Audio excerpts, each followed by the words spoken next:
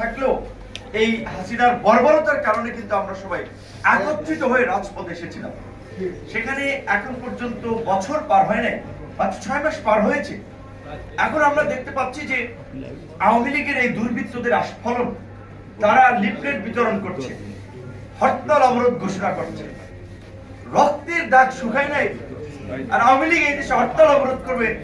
দেশটাকে মগের মূল্য নাকি আমরা এতটা দুর্বল হয়ে আমরা তো দুর্বল হয়ে গেছি? আমরা দুর্বল হই নাই। শুধুমাত্র দেশে শান্তি এবং স্থিতিশীলতার স্বার্থে আমরা যেটা বলেছি, আমরা রিফর্ম এন্ড রিকনসিলিয়েশনের মাধ্যমে রাষ্ট্র পুনর্গঠন, জাতি পুনর্গঠন করতে হবে। শুধুমাত্র দেশ সংস্কার না, জাতির সংস্কার করতে হবে। আমাদের নিজস্ব সাংস্কৃতিক, আমাদের সামাজিক মূল্যবোধকে জাগ্রত করতে হবে, যেটা আওয়ামী লীগ ধ্বংস করেছে। আলেম ওলামারা এই দেশে এখন শীতের মৌসুমে, এখন বিভিন্ন আলেম ওলামারা আপনারা ওয়াজ করতেছেন না? কেউ বাধা দিচ্ছে আপনাদেরকে? পুলিশের অনুমতির জন্য ঘোরা লাগতেছে।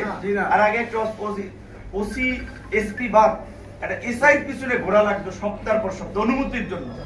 মানে এমন জমিদারি ভাব করতো, মনে হয় যে তারা যেন কি একটা বিষয়ের জন্য আসছে, তার ব্যক্তিগত একটা বিষয়, একটা ধর্মীয় আলোচনা, কোরআনের আলোচনা, সেটার জন্য বাধা বিঘ্ন। তারপর আবার আওয়ামী লীগের পাতি নেতা, সাথী নেতা, আরে অতিথি করা লাগবে, মাইকে বাধা, এই সেই নানা ধরনের সমস্যা করতো। এখন কেউ করতেছে না। একদিকে ওয়াজ মাহফিল করছেন, আরেকদিকে আবার অন্যান্য ধর্মাবলম্বী মানুষ তাদের অনুষ্ঠান কার্যক্রম করছেন, আবার যারা সাংস্কৃতিক কর্মকাণ্ড তারা তার কর্মকাণ্ড করছেন। কেউ কাউকে বাধা দিচ্ছে না, কেউ কারো অধিকার ক্ষুণ্ণ করছে না। এইটাই হচ্ছে পরিবর্তিত নতুন বাংলাদেশ। সবার স্বাধীনতা রয়েছে, ব্যক্তি হিসেবে, নাগরিক হিসেবে, এই রাষ্ট্রের নাগরিক হিসেবে পার্বত্য চট্টগ্রামের ক্ষুদ্র নৃতাত্ত্বিক গোষ্ঠী সম্প্রদায়ের লোকেরাও তাদের অধিকার ভোগ করবে। এখানে একজন মুসলমান তার ভোগ করবে, হিন্দু তার অধিকার ভোগ করবে। এইটা আমরা নিশ্চিত করতে চাই। রাষ্ট্র হিসেবে যদি আমরা নাগরিকদের এই অধিকারটা নিশ্চিত করতে না পারি, তাহলে আমাদের মধ্যে বিভাজন তৈরি হবে, বিদেশি শক্তিগুলো আমাদের নিয়ে খেলবে, দেশে নানান ধরনের অস্থিরতা তৈরি করবে।